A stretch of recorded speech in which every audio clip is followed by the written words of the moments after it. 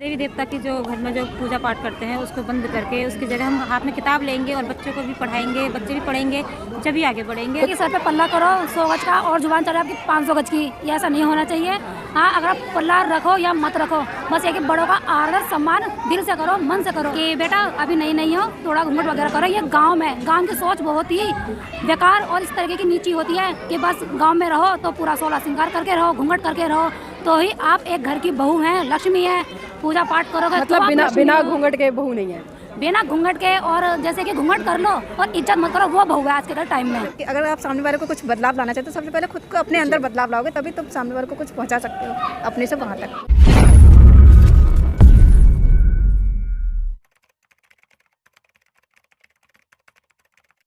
नमस्कार, आप देख रहे हैं बहुजन मीडिया। साथियों, आज हम उत्तर प्रदेश के बुलंदशहर जिले के सुनहरा गांव में, यहाँ पर संघदीप बौद्ध विहार और उसी संघदीप बौद्ध विहार में आज धम्म ट्रस्ट की तरफ से एक विशाल और भव्य कार्यक्रम का आयोजन किया गया था, जिसमें कि धम्म को लेकर बहुत लंबे स्तर पर और बहुत विस्तार से चर्चा हुई। यहाँ पर तमाम महिलाएं जुटी हैं, उनसे जानना चाहूँगी कि अलग अलग क्षेत्र से आई है और आज जो कार्यक्रम यहाँ पर हुआ उसका इनके जीवन पर क्या प्रभाव पड़ा और क्या कुछ नया सीखा है। आपका नाम क्या है? भारती जी। कहाँ से आए हैं? चांदपुर से। तो जानना चाहूँगी, आज जो धम्मपद संघ की तरफ से यहाँ पे कार्यक्रम हुआ है, पहले ये बताएं हमारे दर्शकों को कि आपको कैसा लगा। देखिए, यहाँ बहुत अच्छा लगा। यहाँ पे काफ़ी परिवर्तन वाली बातें की गई है और हमें अपने जीवन में उसे ग्रहण भी करना है, क्योंकि ग्रहण करने का मतलब ये है कि हमने अपना क्या है जीवन सुधार कर लिया है, कि हमें अंधकार से निकालने का हमने भी प्रयत्न करेंगे। तो अंधकार से निकलने के लिए किस तरह से प्रयत्न करेंगे? देखो, पहली बात कि देवी देवता की जो घर में जो पूजा पाठ करते हैं उसको बंद करके उसकी जगह हम हाथ में किताब लेंगे और बच्चों को भी पढ़ाएंगे, बच्चे भी पढ़ेंगे, जब भी आगे बढ़ेंगे। तो क्या लगता है आपको कि देवी देवताओं की पूजा बंद करके आप अगर शिक्षा ग्रहण करोगे, किताबें पढ़ोगे, तो आप आगे बढ़ोगे? बिल्कुल, क्योंकि वो जो है हमें रास्ता दिखाता है। अगर हम शिक्षा ग्रहण करेंगे, पढ़ेंगे, हाथ में किताब रहेगी, तो हमें अच्छे मार्ग भी मिलेंगे, अच्छे रास्ते मिलेंगे, अच्छे व्यक्ति भी मिलेंगे और अच्छा भी रहेगा, हमारे समाज में सुधार रहेगा। जी, आज के कार्यक्रम से ऐसा क्या सीखा जो कुछ नया लगा आपको?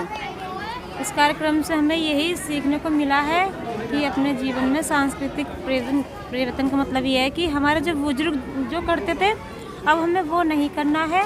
ना हमें मतलब कि जैसे बिंदी लगा रखे हैं, सिंदूर जो भरते हैं, चूड़ी वगैरह पहनते हैं, ये सब क्या है कि कायर व हार का प्रतीक होता है।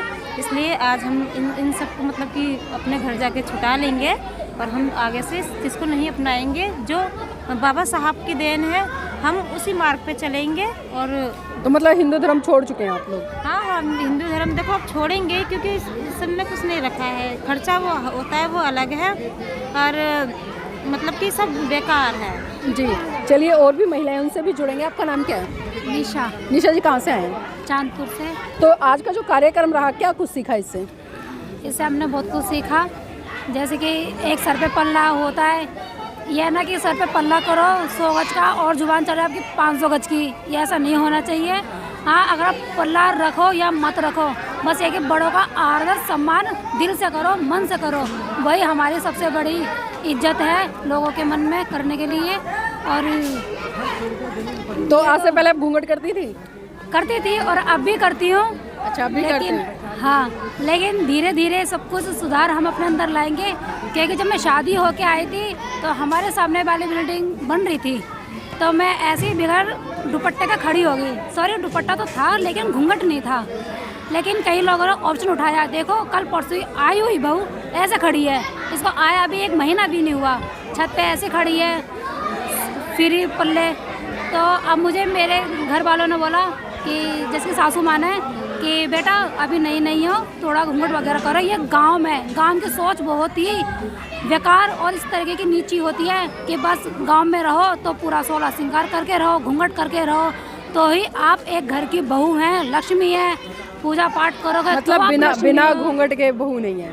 बिना घूंघट के, और जैसे कि घूंघट कर लो और इज्जत मत करो, वो बहू है आज के टाइम में। इन लोगों का ये मानना है। अब मेरे को तो फिर भी सर में दर्द होता है घूंघट वगैरह करने से, लेकिन मेरी सासू माँ ने बोला बेटा कोई बात नहीं, जब तक हो यहाँ पे करो। हम ये नहीं कह रहे कि आप घूंघट करो, पूजा पाठ करो, करवा चौथ का व्रत रखो, तुम्हारा मन करे तो आप करो और नहीं करता तो मत करो। हम ज़बरदस्ती नहीं कर रहे, हमको किसी ने ज़बरदस्ती नहीं करी, हमारे फैमिली ने, ना हमारे हस्बैंड ने बोले, ना हमारे सास ने बोले। तो हिंदू धर्म फॉलो करते हैं या बौद्ध हो गए हैं? बौद्ध है, लेकिन हिंदू धर्म छोड़ दिया है, आज से घूंघट वगैरह भी छोड़ ही देंगे हम। चलिए, मंगल कामनाएं भविष्य के लिए। आपका नाम क्या है? हेमलता। कहाँ से है? दिल्ली से। दिल्ली से उत्तर प्रदेश बुलंदशहर। तो पहले हमारे दर्शकों को थोड़ा सा ये अवगत कराएं कि आज का कार्यक्रम कैसा लगा आपको? अच्छा लगा आज का प्रोग्राम। क्या कुछ नया सुना यहाँ पर? बस नया ही है, जो भी कुछ सुन रहे हैं मतलब सब कुछ नया सुना है? ऐसे ही समझ लो।